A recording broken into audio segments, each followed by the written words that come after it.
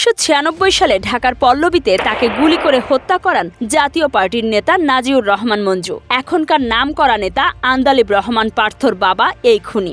১৯৯৬ সালের নির্বাচনে একাধিক আসনে বিজয়ী আওয়ামী লীগ নেতা তোফায়েল আহমেদ ভোলা এক আসনটি ছেড়ে দেন। উপনির্বাচন বাবুলকে সেই আসনে প্রার্থী করা হলে নাজিউর রহমান মঞ্জু তাকে খুন করান। কারণ বাবুলের বাবা মরহুম সোলাইমান মোল্লার পরিবার ভোলা আওয়ামী লীগের প্রতিষ্ঠাতাদের অন্যতম।